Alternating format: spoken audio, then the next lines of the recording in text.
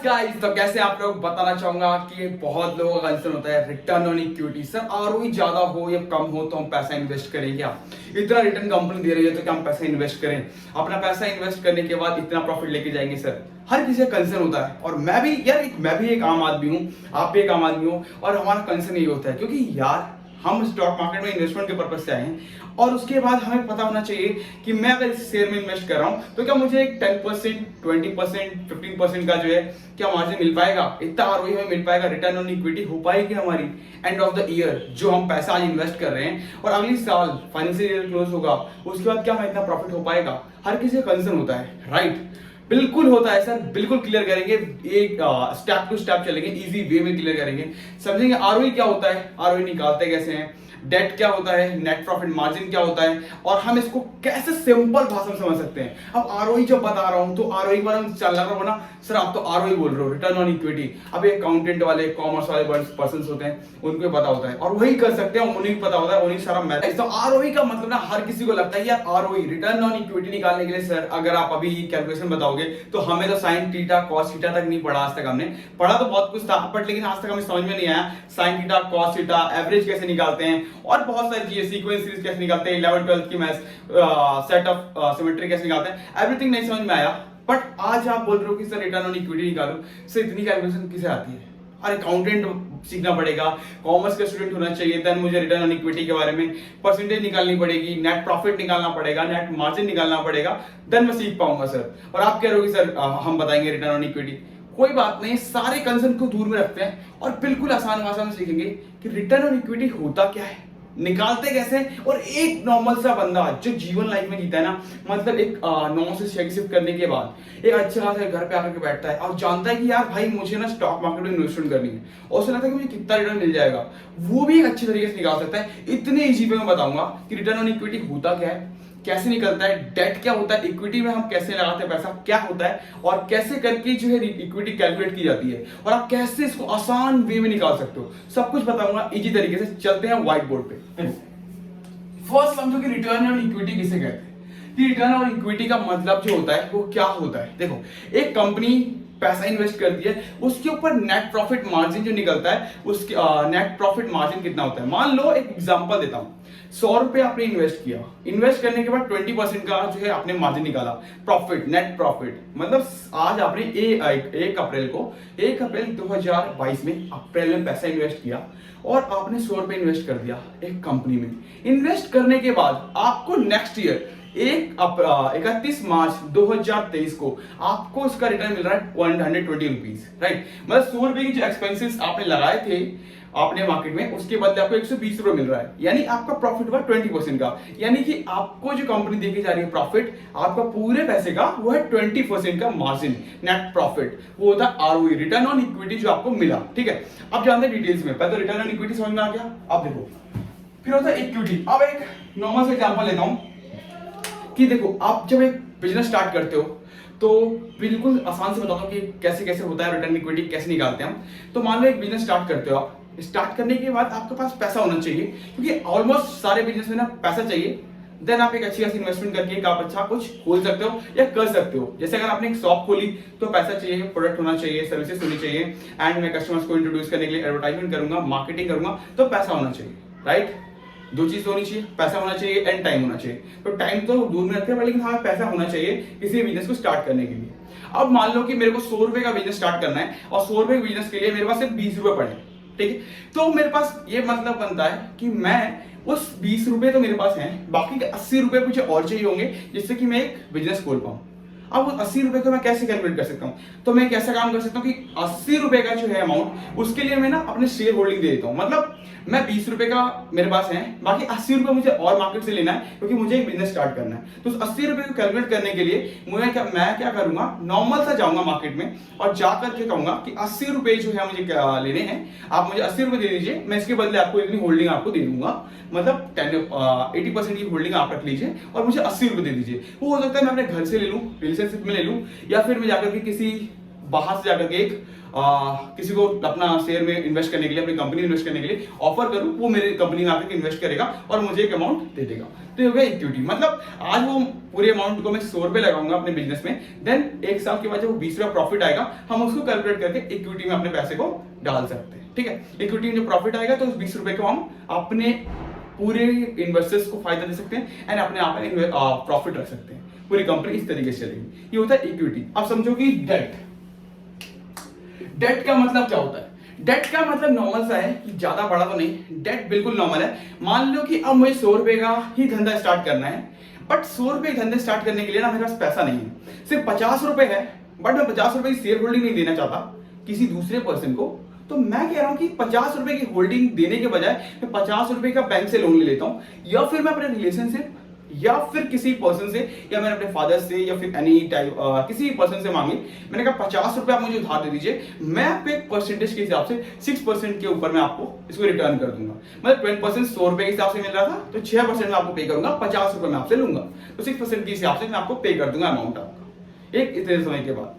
तो आप मुझे इसके ऊपर जो है लोन दे दीजिए। तो मतलब एक डेट मुझे मिला 50 रुपए का, 50 रुपए मेरे पास थे, 100 रुपए से मैंने कंपनी स्टार्ट कर ली एंड देन अब 20% का प्रॉफिट हुआ। तो प्रॉफिट होने के बाद 6 रुपए तो वैसे ही कम हो गए, बिकॉज क्योंकि 6% तो मुझे अब जो प्रॉफिट हुआ है उसके ऊपर 6% तो मुझे, जिससे मैंने 50 रुपए लिए हैं उसको देना है, तो 6 रुपए मैंने उसको दे दिया। अब मेरा प्रॉफिट जो नेट प्रॉफिट मिला वो मिला 14 रुपीज का, 14 रुपीज का। अब 14 रुपए का प्रॉफिट, यहाँ 20 का प्रॉफिट हो रहा था, अब 14 रुपीज का प्रॉफिट है। अब 14 रुपीज का प्रॉफिट होगा तो आरओई बन के आएगा 28% का। अब बोलो डेट समझा, अब इसको एक नॉर्मल एग्जांपल समझते हुए हम पूरा आरओई जानते हैं। ये आरओई निकलता कैसे, होता क्या, ठीक है।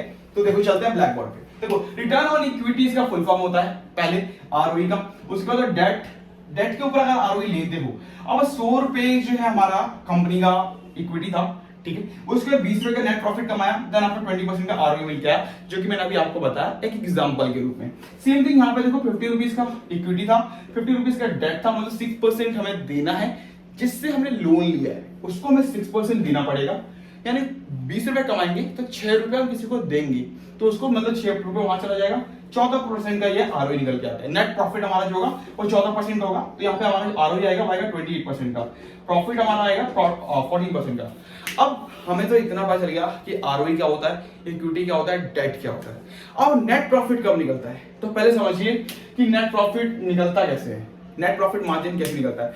आपकी जो कॉस्ट प्राइस है एक वस्तु की, मतलब टमाटर 10 रुपए किलो खरीद के लेके आया हूं मार्केट से, सब्जी मंडी से, उसको मैंने एक मार्कअप प्राइस दिया कि मैं उसको सेल करूंगा 15 रुपए पे। 10 रुपए की कॉस्टिंग थी, सब कुछ मिला करके लेकर के आया, बाकी का ट्रांसपोर्ट सब कुछ मिलाने के बाद 10 रुपए का वो पड़ रहा है मुझे। मैंने एक मार्कअप प्राइस किया कि मुझे प्रॉफिट कमाना है 5 रुपए का, मैंने मार्जिन 5 रुपए का दिया और मैंने 15 रुपए का उसके ऊपर एक प्राइस टैग दे दिया। अब मैंने सेल करी 15 रुपए वस्तु को, तो 10 रुपए का मेरा कॉस्टिंग प्राइस थी, सेलिंग प्राइस मेरा 15 रुपए का था, मेरा प्रॉफिट निकल के आया, जो नेट प्रॉफिट वो मेरे को निकल के आया 5 रुपए का। यानी कि मेरा प्रॉफिट परसेंटेज 33.3% का, राइट। मतलब 10 रुपए की तो वस्तु खरीदी थी, 5 रुपए का मार्कअप प्राइस दिया था, 15 रुपए की सेलिंग कॉस्ट थी, तो 15 रुपए जब सेलिंग किया उस वस्तु को, देन मेरा प्रॉफिट निकल के परसेंटेज जो आया वो आया 33.3% का। अब देखो जब हमें नेट प्रॉफिट पता चल गया, तो नेट प्रॉफिट जब भी निकालते हैं costing price minus by selling price, तो हमें निकल के आता है नेट प्रॉफिट, ठीक है। अब समझ लो कि देखो मान लो एक नॉर्मल एग्जांपल देता हूं कि राम है, ठीक है, राम ने एक ही वस्तु को, मान लो एक नॉर्मल सा एग्जांपल है, तो राम ने एक पेंसिल की दुकान खोली, 100 रुपए है उस बंदे के पास, उसने अपनी कंपनी के लिए 10-10 रुपए के 10 पेंसिल ली, 10-10 रुपए की 10 पेंसिल ली और उसको मार्केट में चला गया। मार्केट में जाने के बाद अब वो सेलिंग कर रहा है, और सेलिंग करने के बाद उसने ये देखा कि 100 पेंसिल तो है मेरे, 100 रुपए की मैं 10 पेंसिल खरीदी, और मैं उस वस्तु को बेचने के लिए ना मैं 20 रुपए की बेचूंगा, मतलब 20 रुपए का पर पेंसिल बेचूंगा। पर पेंसिल की कीमत जो होगी मेरी वो होगी 20 रुपीज की, यानी कि 100% का जो है आपका 100% की इक्विटी आ रही है। मतलब 100 रुपए लगाया था और मुझे 10 रुपए की एक पेंसिल पड़ी थी, और 10 रुपए का ही एक पेंसिल में बेच रहा हूँ, मतलब 20 रुपए की पेंसिल बेच रहा हूँ। 10 रुपए का इक्विटी मतलब 100% की इक्विटी, 100% इक्विटी जा रहा है। प्रॉफिट परसेंटेज 10 रुपए का रहेगा, यानी कि हमारा प्रॉफिट परसेंटेज 50% का रहेगा। तो देखो एक पेंसिल 10 रुपए का 20 रुपए के भाव से बेची, 20 रुपए के प्राइस से एक पेंसिल बेची, यानी कि कितना बेचा, 10 पेंसिल को सेल किया 200 रुपए में। प्रॉफिट परसेंटेज निकल गया, प्रॉफिट जो रुपीज निकल गया 100 रुपीज, ठीक है। प्रॉफिट मार्जिन निकल गया 50% का, ठीक है। अब वहीं पे दूसरा एग्जांपल देखो श्याम 100 रुपए इसके पास भी थे, 100 रुपए इसके पास भी थे, वो भी गया मार्केट में, उसने पेंसिल खरीदा 10 रुपए के हिसाब से, सेम प्राइस सेम अमाउंट था, दोनों के पास इक्विटी दोनों के पास सेम थी।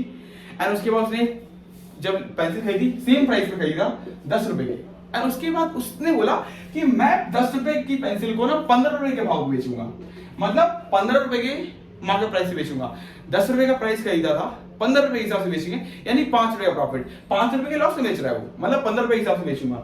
अब जब 15 रुपए के हिसाब से बेच रहा हूं तो मेरी पेंसिल ज्यादा, मेरी पेंसिल के दाम कम है। अब एक ही वस्तु को आप 10 रुपए के बदले 20 रुपए में बेचोगे और एक बंदा उसी 10 रुपए की वस्तु को 15 रुपए में बेच रहा है, तो नॉर्मल सी बात है ना कि 15 रुपए वाली वस्तु जल्दी बिकेगी और 20 रुपए वाली वस्तु कम बाद में, क्योंकि क्वांटिटी सेम है, इक्विटी सेम है और सारा चीज सब कुछ सेम है। ठीक है, अब अप्रोच करने का तरीका भले अलग होता है, तो वो 20 रुपए की पेंसिल वो दिन भर में 10 सेल कर पाएगा, बट उसने 2 घंटे में उस 15 रुपए के हिसाब से तो उसने पूरा 10 पेंसिल बेच दी। अब ऐसे करते करते उसने पूरी 30 पेंसिल बेची, राइट। अब इसका बोलोगे सर प्रॉफिट मार्जिन तो 5 रुपए का था ना, प्रॉफिट मार्जिन 5 रुपए का था, 5 रुपए के हिसाब से 33.3% का वो पर पेंसिल के ऊपर कमा रहा था और वो 50% कमा रहा था। ठीक है, अब देखो मान लो कि इसने कितना कमाया, अब जब ये 30 पेंसिल सेल करेगा, जब ये श्याम 10 रुपए के हिसाब से 30 पेंसिल को जो उसने खरीदा यानी 300 रुपए, ठीक, उसने 10 रुपए के हिसाब से 10 पेंसिल खरीदा यानी कि 100 रुपए। ठीक है, एंड उसके बाद मान लो इस बंदे ने 5 रुपए का प्रॉफिट कमाया और उसने कितना कमाया 150 रुपए, एंड इस बंदे ने 10 रुपए का प्रॉफिट कमाया, कितना कमाया 100 रुपए। End of the day ROE किससे जाता है 10 रुपए मल्टीप्लाई बाय 300 इक्वल टू 150, इतना प्रॉफिट आया था उसका। प्रॉफिट कमाने के बाद आरओई जो एंड में ज्यादा होगा वो इसका होगा 20% का, इसका आएगा ना। देखो 150% का जो आरओई सबसे ज्यादा, तो यहाँ 250 रुपए का हो गया ना, तो 250 रुपए हो गया इसकी इक्विटी का प्राइस, एंड उसका प्राइस जो रहेगा वो 100 रुपए रहेगा, 200 रुपए रह गया। देखो तो प्रॉफिट कितना हो गया 50 रुपए का, तभी प्रॉफिट बन जा रहा है। क्योंकि देखो मार्केट में जब आप शेयर खरीद रहे हो ना, तो पहले ये चेक करो कि मार्केट का वॉल्यूम क्या है और सारी चीजें क्या है। तो ये नहीं होता कि आरओई, अब देखो दूसरा एग्जांपल भी दूंगा पर देखो पहले ही समझो। तो देखो 10, 300, 150 रुपए तब भी ये बंदा प्रॉफिट में है, जबकि वो 30 पैसे सेल कर रहा है। क्यों? क्योंकि इसकी प्राइस कम है एंड देन चीजें वो होती है। तो एक नॉर्मल सा एग्जांपल देखो, एक वस्तु बना रहे हो 1000 रुपए की, उस 1000 रुपए का सेल करने के लिए तुम्हें कम से कम पूरे दिन भर में 2 वस्तु सेल कर पा रहे हो। अब उसी वस्तु को आपने 100 रुपए के हिसाब से क्रिएट किया और उस जहां पे 2 वस्तु सेल कर रहे थे वहां पे आप 5 वस्तु सेल कर पा रहे हो, ये 10 वस्तु सेल कर पा रहे हो 100 रुपए के हिसाब से। तो ये होता है कि मार्केट में जब प्राइस, ऐसा नहीं होता हमेशा कि आप जो कॉस्टिंग दे रहे हो वो कॉस्टिंग कम होगी तो देन लोग ज्यादा खरीदेंगे, बट हाँ अगर quality of the product same है और कॉस्टिंग कम है आपकी, तो देन प्राइस में से जो प्रोडक्ट जो है आपका वो ज्यादा वो वाला बिकेगा जिसकी प्राइस कम है, कॉस्टिंग मार्केट में कम है एंड जो वैल्यू है उसकी सेम है, तो देन वो आपके जो कम प्राइस होगा तो लोग ज्यादा खरीदेंगे। वही सी चीज यहाँ पे दिखती है। ठीक है, एक दूसरा एग्जांपल लीजिए, मैंने कहा ना एक एग्जांपल से चलते हैं। देखो नॉर्मल से एग्जांपल बताता हूँ नॉर्मल समझने के लिए, आरओई रिटर्न ऑन इक्विटी, कुछ बड़ा कैलकुलेशन का बहुत से समझाया। और एक और एग्जांपल लेते हैं लास्ट में। देखो तो मान लो कि एक डेट कंपनी है, ठीक है, आप बोलोगे सर एक डेट कंपनी है जिसके पास लोन ज्यादा है, मान लो कि इक्विटी लोन जो है डेट बहुत ज्यादा है कंपनी के पास एंड उसमें इन्वेस्ट करते हैं सर, उसका प्रॉफिट तो देखो 28% का यहाँ पे दिख रहा है जो मार्जिन प्रॉफिट है, आरओई तो उसका 28% का आ रहा है, तो क्या मुझे इसमें इन्वेस्ट करना चाहिए। उस कंपनी के पास डेट नहीं है बट लेकिन प्रॉफिट परसेंटेज तो कम है, 20% का आरओई है। अब एक एग्जांपल देता हूँ। देखो पहले कंपनी के पास इक्विटी 100 रुपए की थी, मतलब 100 करोड़ रुपए लेने थे कंपनी को, और मार्केट में कंपनी ने 100 करोड़ रुपए दे दिए, मतलब 100 करोड़ के शेयर एग्जिट कर दिए और कहा कि 100 करोड़ रुपए मुझे मार्केट से उठाना है। उन्होंने 100 करोड़ रुपए उठाया तो पूरे साल भर में उसने 20% का नेट प्रॉफिट कमाया, तो मार्केट का जो प्रॉफिट परसेंटेज आया वो आया 20% का। ठीक है, आरओई रिटर्न ऑन इक्विटी 20% का आया। अब उसी जगह पे आप एक इक्विटी मार्केट से उठा दो, 50% के उन्होंने शेयर को शेयर किया, मतलब शेयर होल्डर को अपने 50 करोड़ रुपए से शेयर होल्डिंग उठाई, 50 करोड़ रुपए के शेयर को जो है अपने मार्केट में छोड़ दिया और उन्होंने कहा 50 करोड़ रुपए में चाहिए और 50 करोड़ रुपए उसने मार्केट से उठाया इक्विटी के बेस पे। अपने 50 करोड़ रुपए जो है उसने एक डेट लिया, एक बैंक से लोन लेकर के उन्होंने काम किया और उसके बाद उसके ऊपर भी प्रॉफिट उन्होंने 20% का ही कमाया। ठीक है, तो अब इसका जो प्रॉफिट परसेंटेज जो आरओई निकल के आएगा वो आएगा आपका नेट प्रॉफिट जो है उसका 14 रुपीज का बनेगा, बिकॉज ऑफ दिस कि देखो अब डेट जो 100 करोड़ दे रही थी कंपनी वो 12% के हिसाब से दे रही थी और उन्होंने 50 करोड़ रुपए लिया है डेट आपका, तो ये 6% आपको जो डेट के रूप में भी पे करना है कंपनी को। राइट, आप एक लोन तो आपने ले ली, एक बैंक से लोन ले लिया, अब 6% में जो बैंक को जो लोन लिया है उस 6% पे देना भी तो है ना, वापस इंटरेस्ट तो पे करना है। उस 6% का जो इंटरेस्ट पे करेंगे आप 50 करोड़ का, तो जो 20 रुपए का जो प्रॉफिट हुआ है आपका नेट, ये आपका 14 रुपए रह जाएगा। और जब 14 रुपए का प्रॉफिट रह जाएगा तो इसका आरओई निकल के आ रहा है 28% का। आपको बस सर कि जिसका आरओई ज्यादा उसमें ज्यादा इन्वेस्ट करना है, बट मैं कहूंगा कि नहीं। देखो मान लो कि अभी 2017 2015 में मान लो कि एक 2008 में एक वो मंदी आई थी, मान लो 2020 में मंदी आई, ठीक है। तो 2020 में एक मंदी आई, उसके बाद 2021 भी चला, 2021 चला, ये 2 साल मंदी में चला गया। और ये मंदी में जाने के बाद इस जो आपका जो कंपनी का प्रॉफिट नहीं बढ़ा, इक्विटी मार्केट की 100 करोड़ गई है, नेट प्रॉफिट कंपनी का 20% का ही रहा, और उससे भी कम हो गया, 40% का हो गया, या फिर 10% का हो गया नेट प्रॉफिट। अभी मार्केट का जो डेट है ना 6% का ही है। बैंक का जो डेट है मुझे 6% देना ही देना है, चाहे कंपनी प्रॉफिट करे या ना करे। मतलब 50 करोड़ रुपए की जो मैंने उठाया एक बैंक से, उसको 6% मुझे देना है, चाहे तो ये मंदी में जाए, चाहे कंपनी में ग्रोथ हो या ना हो, पर पैसा आपको बैंक को देना है इंटरेस्ट के रूप में। तो यहाँ पे क्या हुआ, यहाँ पे आपको 6% आपको देना ही देना है, तो 28% का आरओई क्या काम आएगा, ये तो कम हो जाएगा ना सर उस समय पे। अभी आपको आरओई अच्छा दिख रहा है, पर इसके ऊपर जो लोन है उस लोन को भी तो पे करना है। और मान लो हर जगह फाइनेंशियल कंडीशन अच्छी नहीं होती, किसी टाइम पे ये पे नहीं कर पाता है, तो पे नहीं करने के बाद क्या होगा, डेट बढ़ता जाएगा। और ऐसे में क्या होता है 2 से 3 साल में कंपनी ना खत्म हो जाती है, क्योंकि डेट पे करने के लिए पैसा नहीं होता, और उसके बाद कंपनियों को पैसा होता नहीं है, तो दैट्स व्हाई उसको सर्वाइव नहीं कर पाती। और जब मार्केट सर्वाइव नहीं होता तो मार्केट खत्म हो जाती है। तो इस तरीके से होती है। तो आपने सेलेक्ट करिए कि कंपनी में डेट कितना है, जितना डेट कम होगा और खत्म, मतलब डेट 0% है ना, मैं कहता हूँ बेस्ट कंपनी है, इन्वेस्ट करो आरओई का। और इक्विटी ऑन डेट जितना कम है और नहीं है ना, तो मैं कहूंगा उस कंपनी में इन्वेस्ट करो, इट्स द बेस्ट अपॉर्चुनिटी कि आप इन्वेस्ट कर सकते हो। ये रिकमेंडेशन नहीं है, अपने तरीके से एनालाइज करके मैंने बताया आपको, आप भी अच्छे सुन सकते हो, समझ सकते हो, उसके बाद एनालाइज करने के बाद इन्वेस्ट कर सकते हो। वीडियो अच्छी लगी, अगर यहाँ तक आप आए हैं तो बेसिकली वीडियो अच्छी लगी होगी तो लाइक कर लीजिएगा, शेयर कर लीजिएगा। Thank you so much guys and love you all. And